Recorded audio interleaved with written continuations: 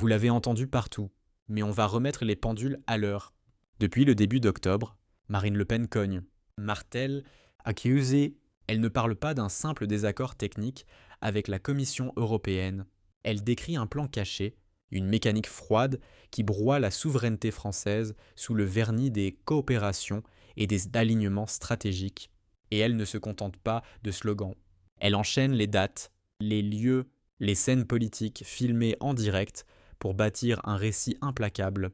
6 octobre 2025, tribune de l'Assemblée nationale, elle fixe le cadre, l'exécutif vacille, le pays gronde, et Bruxelles profite de la confusion pour imposer ses priorités. Dans la même respiration, elle pointe des décisions européennes reliées à la situation politique intérieure, invitant les Français à regarder là où, selon elle, le pouvoir voudrait que l'on détourne les yeux, puis viennent les secousses, démission, remaniement, le cornu propulsé, règles réécrites à la hâte. La machine gouvernementale patine pendant que, sur la scène européenne, Ursula von der Leyen encaisse des motions de censure en série, juillet 2025. Premier tir de barrage, début octobre, nouvelle salve. Tardive mais symbolique, le message est clair, la présidence de la Commission n'est plus intouchable. On débat d'accords commerciaux qui font bouillir les hémicycles. On met à nu une vision capable de brader des secteurs entiers au nom du sacro-saint libre-échange. Et dans cette tempête, la France, spectatrice ou complice, le 17 octobre 2025, l'image qui l'emporte surtout, Ursula von der Leyen à l'Élysée, visite présentée comme banale, bilatérale, presque administrative, sauf qu'à ce niveau, rien n'est banal. Si c'est si technique, pourquoi autant de discrétion ? Pourquoi cette communication minimale, ces sourires protocolaires suivis d'un silence épais ? On nous dit que l'entretien prépare les rendez-vous européens, qu'il s'agit d'agenda, de budget, d'industrie, exactement ce que Marine Le Pen désigne comme le cœur du plan, une recentralisation des leviers économiques et industriels à Bruxelles, couverte par l'exécutif français au nom d'une soi-disant efficacité, pendant que les caméras filment les tapis rouges, le pays bouillonne. 12 octobre 2025. Nouvelle équipe gouvernementale, des nominations qui ne calment rien, qui nourrissent au contraire l'impression d'un pouvoir en survie, busy à recoller les morceaux alors que l'orage approche. Sur le terrain, les tensions montent. Agriculteurs, industriels, territoires, les normes, les tarifs, la concurrence étrangère, tout se télescope. Et c'est précisément dans ce désordre que, selon Le Pen, la Commission avance ses pions. On affaiblit, on atomise, on isolait, puis on revient proposer la coordination européenne comme unique solution rationnelle. C'est l'art de créer l'incendie pour mieux vendre l'extincteur. Au Parlement européen, l'automne 2025 à la couleur des fractures. Les motions de censure n'aboutissent pas. Qu'importe. Elles marquent les esprits, elles exposent des dissensions qui ne se résolvent plus en coulisses quand on parle budget à long terme, politique commerciale, grands accords tarifaires. On touche à l'os. Ce n'est plus une bataille de mots. C'est un bras de fer sur la propriété des décisions. Et pendant ce temps, à Paris, l'opposition taille son scalpel. Le 16 octobre, une motion de censure portée par le RN à l'Assemblée nationale appuie là où ça fait mal. L'alignement supposé entre l'Élysée et Bruxelles. Le motif est simple, puissant, dangereux pour le pouvoir. La France ne décide plus, elle exécute. Regardez la chronologie. 6 octobre, déclaration choc de Le Pen. 12 octobre, remaniement. 16 octobre, tribune du RN. 17 octobre, tête-à-tête Macron-von der Leyen. Rien n'est laissé au hasard. Chaque étape, chaque micro-événement devient une pièce dans le dossier à charge. Les chaînes d'infos alignent les plateaux. Les éditorialistes s'écharpent. Les mêmes images tournent en boucle. Et dans ce vacarme, une sensation grandit. Les cartes sont rebattues. Mais les Français n'ont pas été invités à la table. Ce récit n'est pas un simple collage de faits. C'est une démonstration à la hussarde. Marine Le Pen ne se contente pas de jeter des accusations en l'air. Elle ancre sa thèse dans la matière la plus dure de la politique, des dates, des votes, des déplacements officiels. C'est ce qui la rend redoutable. À force de chronologie, elle transforme une polémique en soupçon structurel.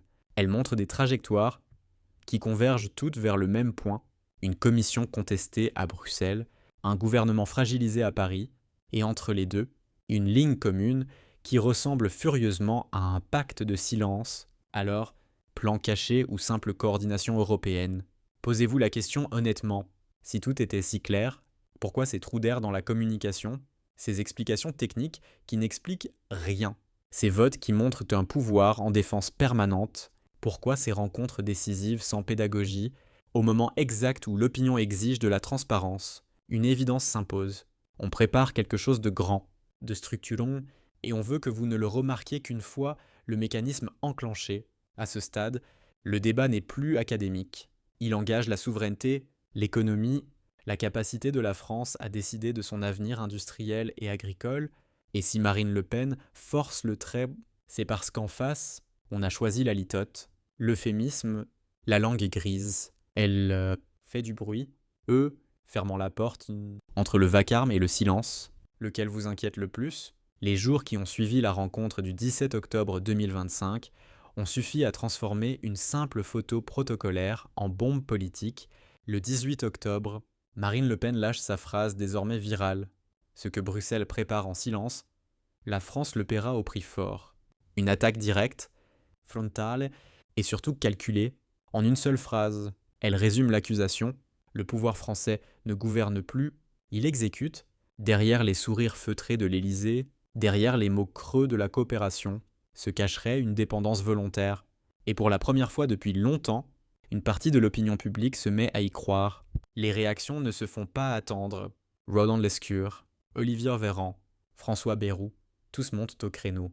Ils crient à la désinformation, à la démagogie, mais à force de vouloir éteindre l'incendie, ils l'alimentent.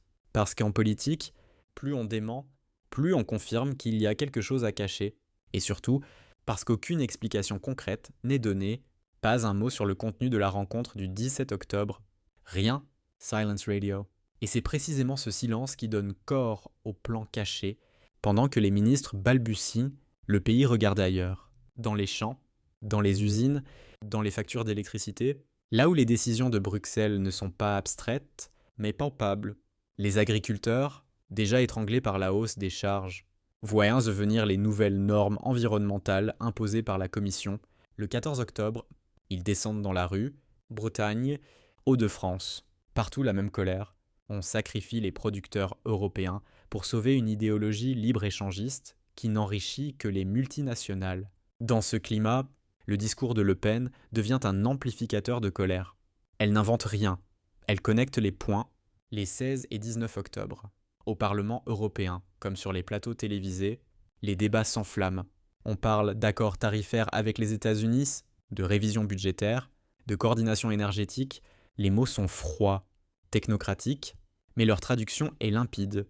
Des concessions, encore et toujours, sur le dos des nations. Et à Paris, un Premier ministre fraîchement nommé, Sébastien Lecornu, tente de maintenir la façade. Il répète qu'il faut protéger la confidentialité diplomatique, autrement dit, circuler, il n'y a rien à voir. Sauf que tout le monde voit, les images tournent en boucle, Macron et von der Leyen côte à côte, échangeant quelques sourires avant de disparaître derrière les portes closes de l'Élysée. Pas de communiqué conjoint, pas de point presse, pas de mots rassurants, rien que du silence. Et ce vide, Marine Le Pen le remplit avec une précision chirurgicale. Elle parle d'un huis clos politique, d'un accord tenu secret, d'un verrouillage institutionnel entre Paris et Bruxelles. Les mots frappent juste, l'absence de transparence devient une preuve en soi. Dans la presse économique, on s'inquiète. Le 19 octobre, plusieurs journaux titrent sur les tensions institutionnelles entre Paris et Bruxelles. Les marchés vacillent, les analystes évoquent une défiance croissante envers la gouvernance européenne. Même les commentateurs les plus modérés admettent qu'un fossé s'est creusé. D'un côté, un pouvoir central européen qui agit sans consulter, de l'autre, des peuples qui sentent leur voix se dissoudre. Et c'est là que Marine Le Pen excelle. Elle ne parle plus simplement aux militants du Rassemblement national, elle s'adresse à tous ceux qui se sentent trahis, exclus, dépossédés. Elle prend le langage du bon sens contre celui des technocrates. Elle ne dit pas réforme institutionnelle, elle dit vol de souveraineté. Elle ne dit pas harmonisation énergétique, elle dit prise de contrôle. Elle transforme chaque acronyme, chaque directive, chaque communiqué en symbole d'une Europe froide, éloignée, illégitime. Le 20 octobre, les plateaux politiques explosent. Les éditorialistes s'entredéchirent. Faut-il croire à un plan caché ou simplement à une série de maladresses gouvernementales? Peu importe, le débat est lancé et c'est déjà une victoire pour Le Pen. Car désormais, la question n'est plus si Bruxelles influence Paris, mais jusqu'où. Les sondages tombent. Entre le 18 et le 20 octobre, le RN grimpe dans les intentions de vote pour les européennes de 2026. Quelques points à peine. Mais dans une période de crise, cela suffit à redessiner le paysage. Le pouvoir chancelle. La presse commente. Les réseaux s'enflamment. L'image du couple Macron-von der Leyen devient un mème politique, un symbole d'aliénation nationale, et quand, le 21 octobre, les porte-paroles de la commission tentent enfin de clarifier, il est trop tard. Ils expliquent que la rencontre de Paris portait uniquement sur des points techniques liés à la préparation du Conseil européen du 23 octobre. Personne n'écoute plus. Le mal est fait, le silence a déjà parlé. À la veille du Conseil européen, la fracture est totale. D'un côté, un exécutif qui s'enferme dans sa communication institutionnelle.